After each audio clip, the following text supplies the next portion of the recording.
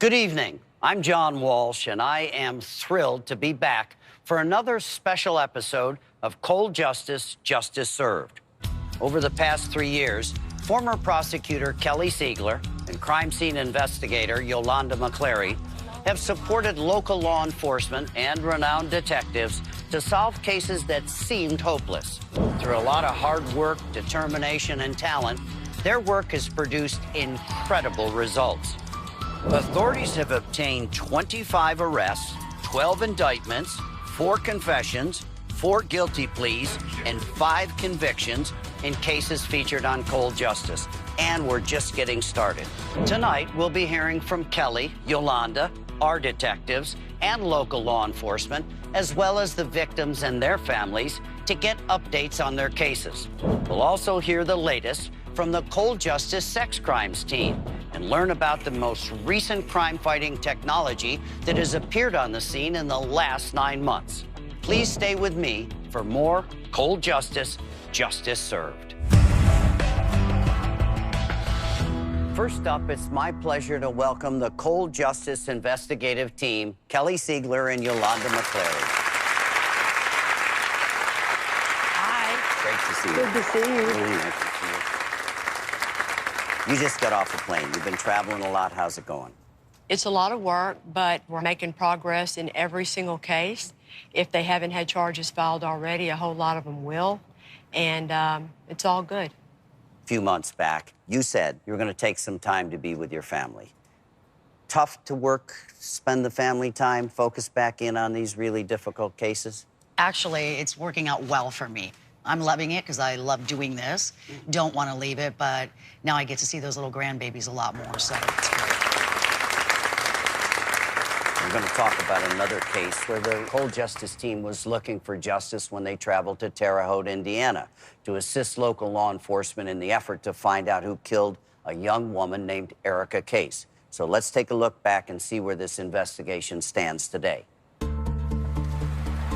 On September 5th, 1998, 19-year-old Erica Case was found murdered. I found her laying on her back, covered up.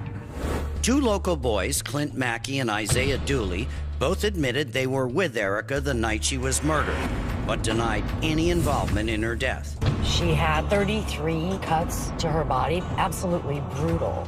Because each boy's testimony implicated the other, and because there were no other witnesses, the case went unsolved. Still, Erica's family demanded justice for Erica. The Vigo County Sheriff's Department reopened the case, and together with the aid of the Cold Justice team, were able to find witnesses that described Clint's history of violence with women, and another that swore Clint admitted to being at the crime scene. And he went on to describe about how when he came to, like, he realized he had blood on his hands. This is new. Then Clint began to change his story under pressure. As I'm talking to him, I'm thinking I'm looking directly in the eyes of a killer. And the team knew they had a case. Mackey's got a whole entire criminal history. I mean, he's clearly the guy that did this. I think we're ready. All right, let's go take everything. This is the best news that we've gotten in 15 years. Then on January 21st, 2014, Clinton Mackey confessed. I walked in the house, I grabbed the knife, I killed her.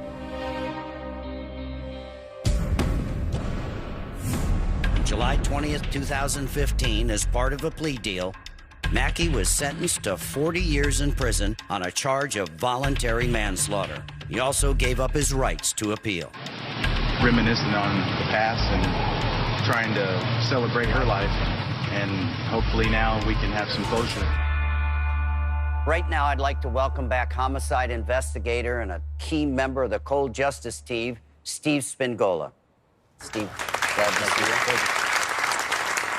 And the 2 detectives who worked this case, Captain John Moats and Detective Derek Fell. Thank you. Derek, I'm going to start with you. Tell me about that confession. When we got the phone call that he was ready to confess, I think I had to pinch myself to wake up because I just didn't feel that it was really happening after all these years. But it felt good when that time came. How often do creeps like that confess, Steve? You know, rarely. He was eating breakfast when we knocked on the door, and he almost choked on his Cheerios there when he saw us standing at the front door. You could see, you know, his eyes opened, and he knew it was time. I'd like to welcome Erica's family to us right now. Her sister Mary Case is here, her father Jury Case Sr., and her brother Jury Case.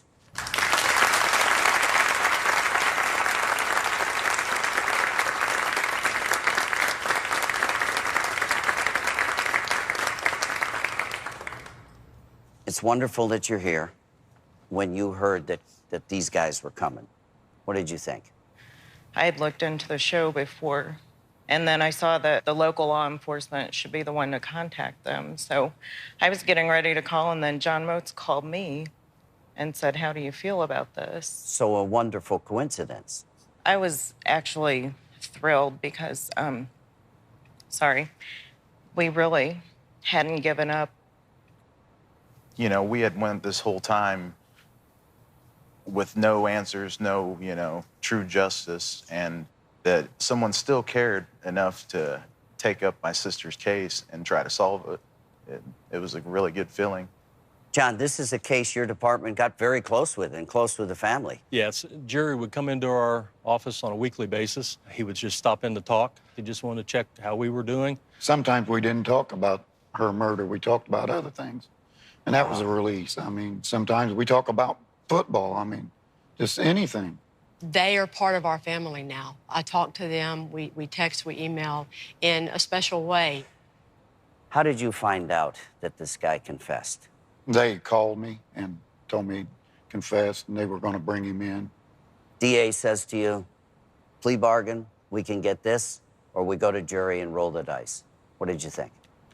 We had a lot of input, actually. We met with the prosecutor on multiple occasions, and there were a couple suggestions thrown out there that we turned down, and it was a negotiation that our family was involved with, and thankfully, Kelly helped us to navigate through some of that legal language.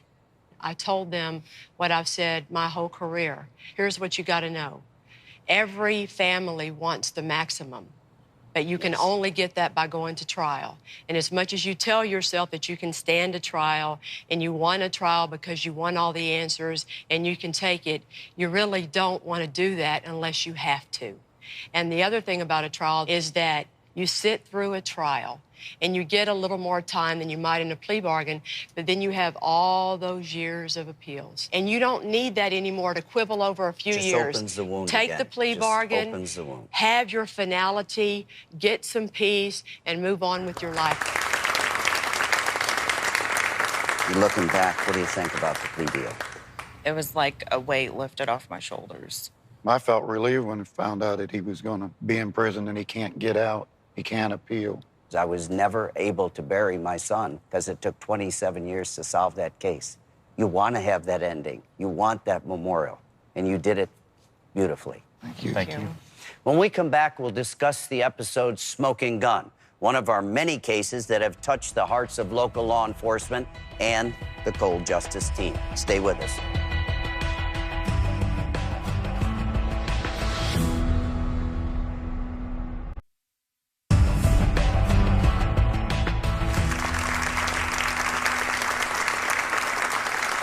Welcome back to Cold Justice, Justice Served. The episode Smoking Gun was one of the many cases that touched the hearts of local law enforcement and the Cold Justice team. Let's take a look back at the investigation. On March 17, 1991, 22-year-old Stacy Dillon was found dead, shot at close range in the face. Devastated by the loss of her only child, and despite the case going cold, Judy remained confident that Stacy's killer would be held accountable. Whoever done it will pay somewhere. When the Cleveland Police Department reopened the case, Robert Houston, with whom Stacy had a romantic relationship, quickly emerged as the primary suspect. Unfortunately, the team learned that their key witness had died. The problem that has come up is that Jeff Brewer is deceased. During the original investigation, a confidential informant known only as Becky stated she'd had a conversation with Robert on the night of the murder. Because Jeff Brewer was dead, finding Becky became crucial. I want to put Becky in red because we kind of got to have Becky. They found witnesses who revealed Stacy wanted to end the relationship. And in retaliation, Robert was blackmailing Stacy, threatening to out him if he did not call off the breakup. When they tried to speak to Robert, he refused to cooperate. Well, I'll have to speak with my attorney first. He lawyered up. Without the ability to interrogate Robert, and without Becky, the team felt they did not yet have enough evidence to arrest Robert. I used to have a file drawer in my office that I called my waiting on God drawer. That was where I put cases where I needed something to happen that was out of my control. And that's where this case would go. It's time to tell Judy the disappointing news. We don't have enough to proceed with a kind of indictment at this time. Keep working in the case. Well, there's always a hope. And without a hope, you can't go on. That's right. Correct. Please welcome Captain Mark Gibson, who's been working this case for years. After the show aired, some good things happened, didn't they? Oh, yeah. Becky has surfaced. She actually contacted us and came in. Yes, she did. Right. She is a very credible witness. She's a very credible person. This puts new juice into this case, doesn't it? We still have a long ways to go as far as Becky and her testimony and what things that she would be able to testify to. They're a very key part of the case. And well, whoever Becky is, I want to say from the victim's standpoint, I admire her courage to come forward. Well, I got to tell you, the whole town really stepped up, is saying maybe it could be this, Becky, which I really thought was awesome. You know, that they watched this and they thought that much of Judy and Stacy. It was that they great. cared. Yes. They cared. I think that's why this show is so important, because Becky, for example, is coming forward because she was able to see the show. Absolutely. She's going to do the right thing. yeah, we've had several things that happened, and it's kind of taken a turn where we have a lot of information that we can't talk about for good reasons. And we're working with the district attorney's office, and we're hoping that we're able to go forward with it. So, Really? Oh, my gosh, that's awesome. Pretty amazing. Let's bring Judy out here, please.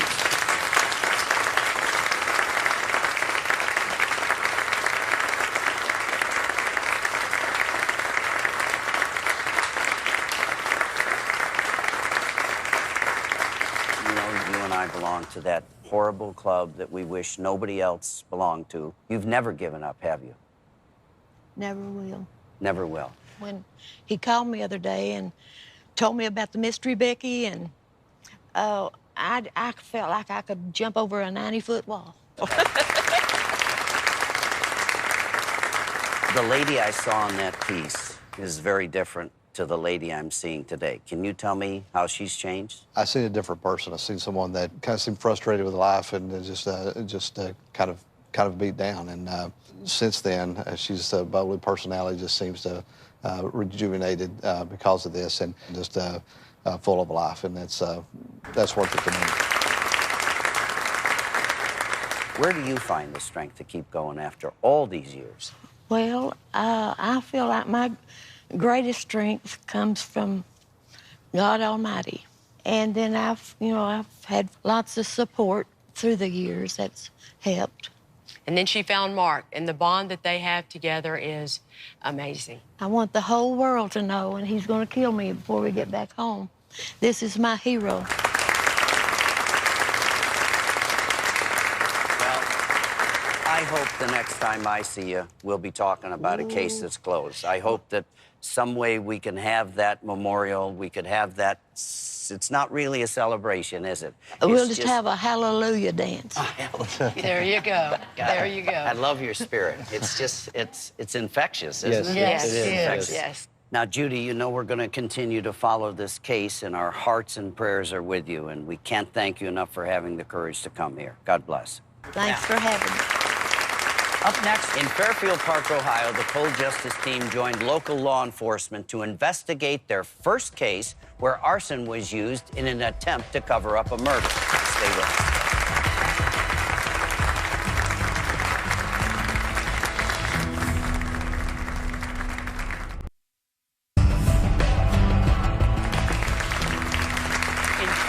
Park, Ohio, the Cold Justice team assisted local law enforcement to investigate a case where arson was used in an attempt to cover up a murder.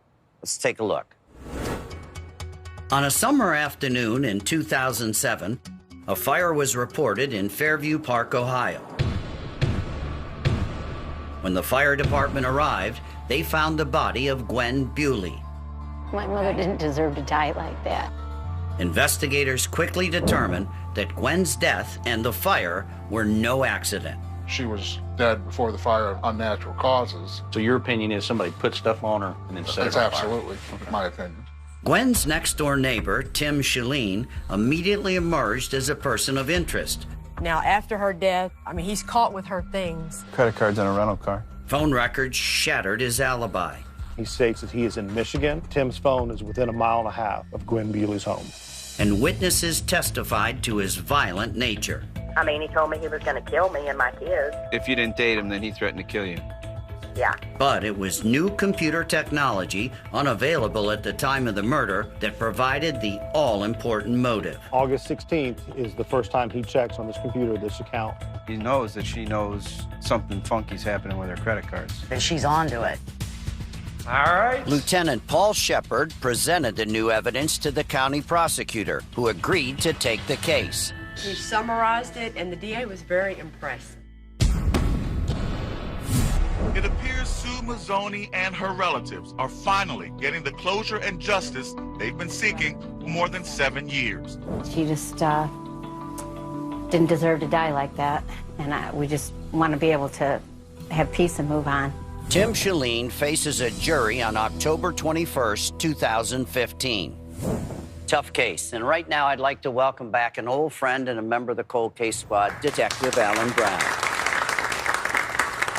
I want to start with you, London. Why are arson cases so challenging? Because they destroy everything. They destroy potential evidence. Not only does the fire destroy it, but then you got the fire department that's going to come in. They need to put the fire out. So now they douse it with water, and that's where arsons get very difficult. You brought in some computer techniques to find out something about the history of her computers. Eric Devlin, who's a former prosecutor, and he had just bought this brand new technology that wasn't available for Gwen Bewley's case way back then. And when he reprocessed them, man, we hit the jackpot. It's modern technology caught up That with him, helps. basically. It's a good thing that the investigators kept the old computers and they didn't give them back or destroy them, because that's where the best evidence came from. A lot has changed since you retired. Oh, yeah. I'd rather have somebody's cell phone than DNA. I call it the roadmap to your life. You give me somebody's cell phone, I'll tell you everything about them. I got to say, you did a hell of a job on that case and got justice for that wonderful woman. Now, working on very tough, cold cases can be mentally, emotionally, and physically exhausting. So this group uses humor as a way to keep up morale. Uh-oh. Let's take a look. You want to hear something funny? What? So I was figuring out this case is from 33 years ago. I was graduating high school, and I'm like doing the math because I'm going, 33 years ago, it can't be because I'm only 35. Chick pulls up next to me in a truck, and she's got this bumper sticker on that says, "I got a big rack." And I'm thinking, you know, most chicks don't talk like that. When she gets out, I stared at her, and she said, "It ain't my boobs." She said, "She's got a rack in the car." Oh, I got the heater on. Sorry, guys. Oh, I got my seat warmer on. That's why I'm tired. That's why. She's like, my ass is on fire. What's up? Getting hot flashes, Yolanda. You're right. They're coming. I worked a pretty good case where the suspect, he was a plastic surgeon. And guess what all of the girls in his office had? Do I need to say it? Yes, they did. Well, you got to advertise somehow. She has the biggest chi-chis you have ever seen. Kelly can't get over it. I can't get over it. When you're talking to her, that's all you can do. I'm telling you, and her shirt was see-through. You read Pat Conroy? You don't read Pat Conroy and you're from South Carolina? I don't read much. Oh, my God. I like pictures. What I want to do, run a doggy daycare when I'm done with all this stuff. Dogs love you no matter what I've done. I've come home late. They haven't come at all. Never asked for to use their credit cards or nothing. Just sitting there by that door. We don't want to leave anybody in the car, you know, like you leave. Oh, leave the keys there. I was going to say the pit in the car and they die. We come out here probably all dried up. I don't want that on my head. Leave the keys. gonna learn this, young detective. Bitches remember things way better than men. Don't piss off the winches, all right?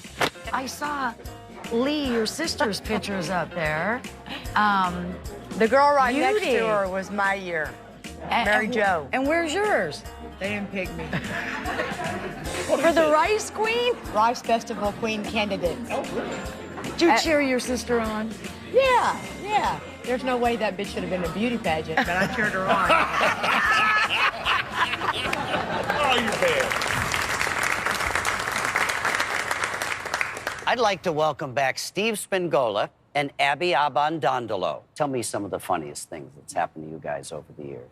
Just the last one we did, we're out in the middle of nowhere, and this woman sitting in a lawn chair. And as soon as I lean forward and I start talking to her, I point my finger at her to kind of get a little tough with her. A bird crapped right in the middle of my hand. And I went, oh my God, a bird just crapped on me. And we're like in the middle of nowhere in the woods. Broke my whole mojo right there, man. It was over. But John, they've known each other forever. And we work together a lot on a lot of high-profile cases. We managed to keep our senses about us and have a good time, even working through some really tough cases. Or sometimes you see something that you just go, holy shit. You might laugh about it or whatever, but you do have a different sense of humor. And every now and then those F-bombs slip out. Yolanda does that all the time. But everybody... I won't even lie, I do. Everything you do, everywhere you go, somebody records it. And is that in the back of your minds? And especially now with what's going on in law enforcement across the country. Yeah. I think it's affecting the way that these crimes are being solved. People are afraid to go out and do it, which is a sad fact of life. And now several states have passed laws that the police have to wear a camera. What do you think that's going to do to policing? I think it's going to improve it. I think it's going to be a better deal for police officers because when you look on TV and you see somebody's cell phone video, you don't have the whole story. You don't have the backdrop story that led up to that. And I think that's what's going to make things better because everybody forms an opinion on a cell phone video that catches a few seconds of an incident that may have been going on for 3 or 4 minutes. Abby? Exactly. The entirety of the incident will be captured forever and undisputed. So it probably is a good thing for law enforcement. Yeah. Absolutely. Well, thanks for being here. When we come back, you'll hear the latest on how the Cold Justice team helped the Okaloosa County Sheriff's Office investigate the mystery of Marie Carlson's disappearance. So stay with us.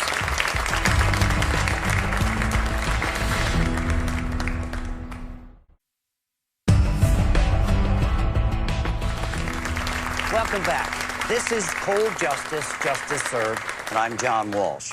The Cold Justice team supported the Okaloosa County Sheriff's Office to solve the very mysterious disappearance of Marie Carlson. Let's take a look at this case. On October 17, 2011, Marie Carlson disappeared, leaving her infant daughter, Grace, behind. 2 days later, several people received a bizarre text from Marie's phone, stating that she had left town to pursue a new life. Marie's ex-husband suspected foul play and wanted answers. The hard part is not knowing exactly what happened. Because Marie had been living with a local pastor, James Flanders, and his wife, Tanya, police spoke to them first. Soon after, James and Tanya quickly packed up the baby and moved out of state. This year, the Cold Justice team helped Detective Nestle Suey Moore and the Okaloosa Sheriff's Department work the case. They learned that Marie had been having a relationship with Flanders and that James was baby Grace's father. But soon after the baby was born, the trio appeared to sour on the arrangement. She told you that Marie wanted to raise the baby and they didn't want her involved. That's good. Another witness testified that James and Marie had a physical altercation on the day she disappeared. He tells the witness, we had a fight the last time I saw her.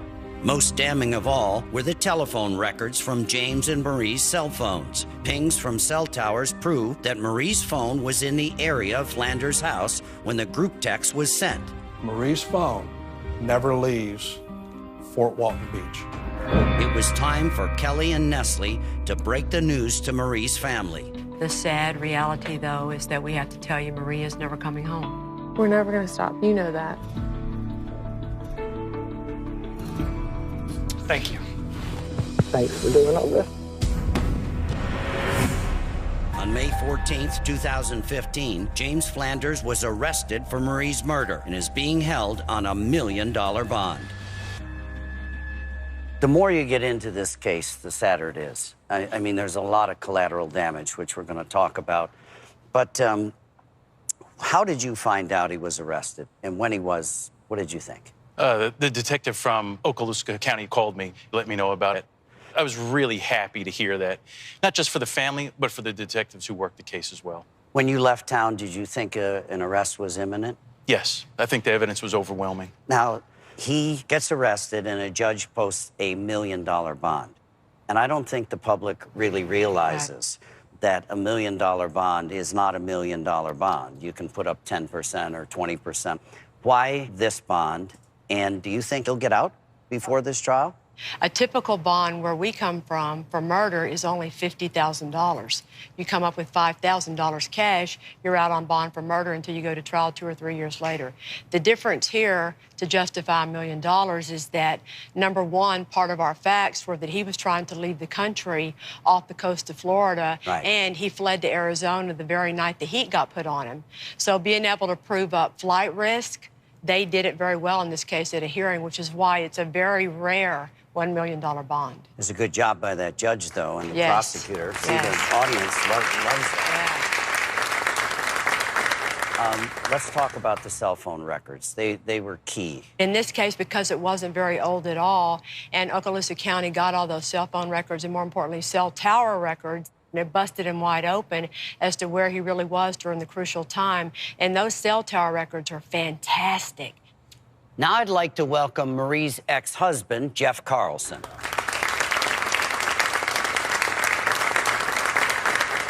Jeff, thanks for having the guts that you do and being concerned about your ex, her whereabouts. How did you get the word that this guy was arrested? I received a call from Nestle Moore, one of the tenacious investigators that just never let go of the case. And she let me know that the work that her and Keith Motz had done had led to this with the help of Kelly and the team at Cold Justice. They were able to go out and arrest him in Arizona. What do you think happened to Marie? I believe she became a little unenamored with the situation that she was in. I think she expected him to leave his wife and to be with her because she felt like she was in love with this man. Jeff, who has baby Grace now? Tanya is a legal guardian right now, based on James making her a legal guardian. James is the biological father, so he has a lot of rights when it comes to that child. I don't think very many ex-husbands would have been as devoted and persistent as Jeff was, right, Abby? That's right.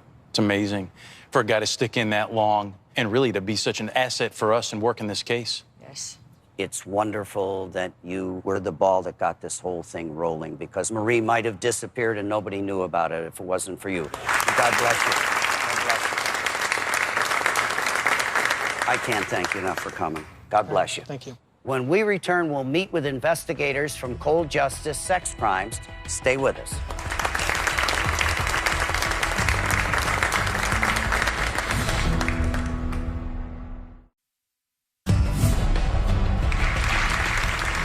Welcome back.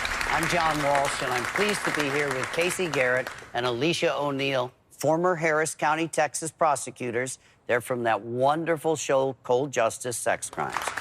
Great to see you, ladies. Unlike murder, 60% of sex offenders are repeat offenders. And in many cases, the evidence is collected but never tested. There's currently a backlog of thousands of untested rape kits, and that's a really big problem. So let's take a look at the excellent work our investigators are doing to bring justice to sex crimes cases. When Flint, Michigan was hit with the closure of auto plants in the 1980s, it devastated both the economy and the people there. Massive budget cuts decimated the police force, and crime rates spiked dramatically. Because of Flint's financial hardships, hundreds of rape kits have gone untested for years. With the help of Casey and Alicia, local law enforcement is ready to change that, starting with Jessica. An unknown assailant broke into Jessica's home and raped her, while her husband and 8-month-old daughter were forced to watch. But I remember his eyes. They weren't normal.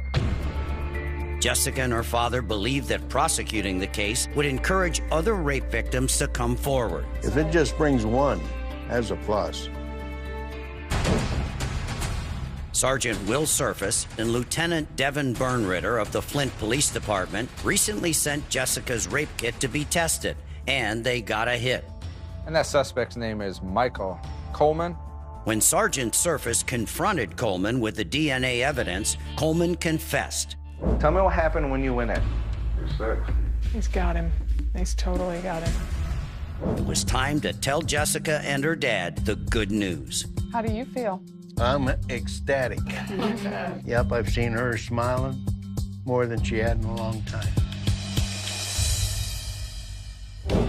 Subsequent investigations of rape cases in Flint have led to 5 arrests there, while all the survivors of our investigations expressed how difficult the process was. They knew in their hearts it was critical to get offenders off the street before they hurt others.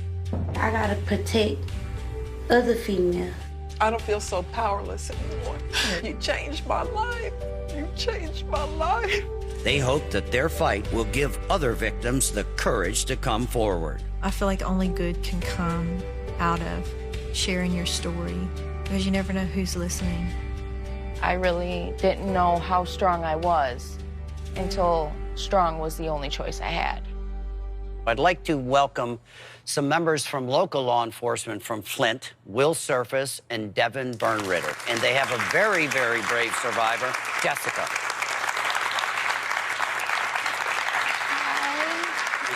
Nice to meet you, too. Really nice to meet you. And really impressed by your courage and, and your fantastic attitude to this whole situation. But I want to start with these guys. How big a problem is it across the country? I mean, I know, but I think our audience has no idea how big a problem untested rape kits are. It is a very large problem that is hitting communities all across the United States. Flint is one of those that discovered that we were in this position, and we received some help with the folks from the program to try and get our feet back under us. Devin, how's Flint doing now with the rape kits? Since the television program left, we have been able to submit 31 additional cases with DNA. Of those 31 kits, we've gotten 15 responses where the name associated with the DNA has been returned to us. So simply by running those kits, you were able to get 15 hits and probably almost close 15 cases. Will, why is it so important for victims of sexual assault to come forward? This is a horrendous act that has been done to them. I'm forced with the act of coming up to them and saying, please tell me the most horrible day of your life. Tell me in detail over and over again. And that's hard, but that is exactly why the victims need to know we're here for them. They're not alone. I think that one of the main things is really still a culture of victim blaming in our nation, where sexual assault is really the only crime that can happen to you, where people immediately start thinking of ways you contributed to it. I mean, we spent a lot of time in the trenches with Will. Let me just tell you, he has such a passion for these cases and for these victims. If there were more sex crimes detectives like Will, then people would feel a lot more comfortable coming forward. Everybody's so impressed of your courage. Oh, yeah. Absolutely. And you're the main reason Michael Coleman is behind bars. How did you find out he got caught? I got the call from Will, and I was in disbelief at first. And then I found out that he gave a full confession, and I lost it. I didn't think he would make it that easy to put him behind bars. Why do you think you came forward so strongly? I was strong because my daughter was there that night. Actually, she was 8 months old when it happened. And I wanted justice for her as well as myself, but it was more for her.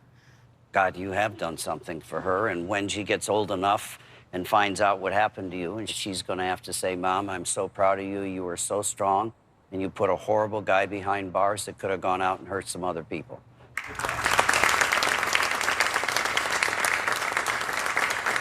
If every cop in the country could be like these two guys and every victim could have them helping them through this process, oh my God, how many cases could be solved? Y'all are fantastic. They are. Thank you all for coming. Thank you for the good job. When we come back, we'll learn how recent developments in crime technology are helping bring justice to some of the most difficult cases. You'll be surprised.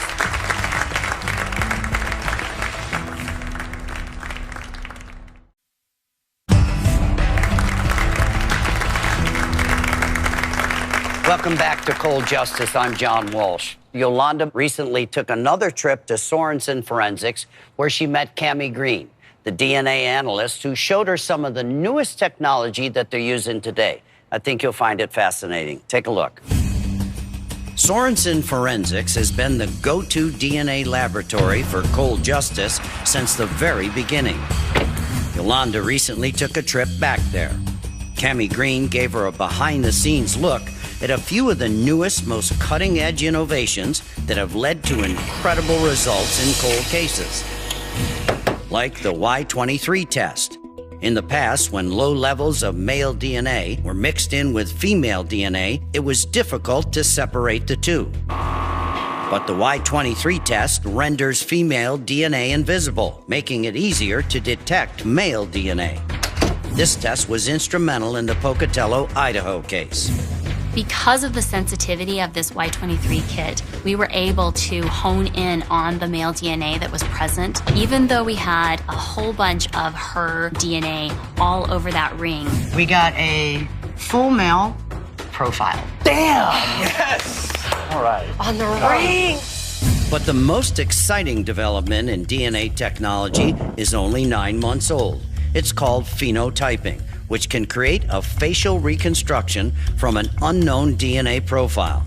Dr. Ellen Graytack of Parabon demonstrated this remarkable new tool they call Snapshot for Yolanda and Cami. So we're starting from this DNA sample that we know nothing about. It could be anybody. And then we predict that face. What this is showing is basically, here's how this person could have looked. It's not going to be their driver's license photo, but you're looking for someone similar to these predictions. The Snapshot test was recently used in the cold justice sex crimes case in Clearfield, Utah, to help the team with a serial rape case. So we like to think that the real value of Snapshot is in excluding people. If someone looks extremely different from this, then they don't match this profile. Yolanda wanted to see how accurate this technology was for herself, so she had Cami send Parabon some of her DNA, without telling Parabon whose DNA it was. So what we asked our forensic artists to do is to take this picture, which came out of our software at age 25, and say, what would this person look like at 49? Oh, well, you guys are right on. I have a picture that's about 50, 51. Wow. Look at that. And look at the same jawline. one. It's like exact. I know. This is such a huge investigative tool now. Yeah, it is. What did you think about the picture they created? It was right on. Pretty amazing. It was amazing. What she said was right, though. It can exclude. If it says our DNA person has blue eyes, then you're not looking for someone who has brown eyes, and that does help you right there. You got to tell me, Alicia, explain phenotyping to us. It's really cool. You know, DNA is the basic building blocks of life, and the information that goes into your DNA determines what you're going to look like. So what Parabon's been able to do is reverse engineer that and tell us from that strand of DNA what that person most likely looks like. So in one of the cases we worked on, the phenotyping became very important. 10 out of the 11 victims described him one way. Right. And it was completely corroborated by this phenotyping. Fantastic breakthrough, isn't it? Oh, yes. Technology. Absolutely. Well, before we go, I got to thank you for your wonderful work. You've had some fantastic successes. Just keep up the good work. Keep doing it. Thank you. Thank you very much. Okay. Now, before we go, we're going to take a look at some of our previous cases and see how they're moving forward in the criminal justice system.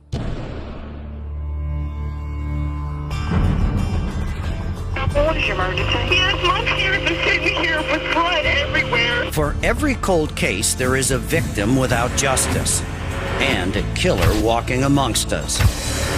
Cold Justice team and local investigators have a united mission to get these killers off the streets, and their exhaustive investigations have paid off. the accused killer of Charlie and Kathy Hayes, Craig Hauser, is set to stand trial for 2 counts of capital murder in October 2015. Kathy Dean's husband, Earl Taylor, was arrested for murder and faces a jury in February 2016. Rupinder Goraya's husband, Kultar, was charged with murder, and his trial is currently in progress. And LeBron Hollingsworth was sentenced to 22 years in prison for the murder of his wife, Vicky Carr Hollingsworth. That's got to make you feel good, doesn't it? That those cases are moving ahead. That's because of you guys. The families love you, and the cops have learned to trust you. But do people say that, oh, Hollywood showed up in this little town, they're going to solve our case? Well, they do, and they always will, and it makes me crazy. But if you're the local sheriff or you're the local prosecutor, what I would say is, hey, you call them Hollywood, I call them experts in murder cases. You call them Hollywood. I say they bring to our town resources we could have never had access to, wisdom and experience that we could never have otherwise. You can criticize me all you want to, but I'm telling you, I'm doing everything I can to clear every case I have. And if you want to criticize me, go for it. But I'm doing my job. I'm on your team. I'm on your side. Good luck. Keep up the damn good work. It's really excellent. Thank you, local law enforcement agencies, for working so hard to solve these cases. And thank you to our guest audience here tonight and you, the viewers at home, for joining us on Cold Justice, Justice Served.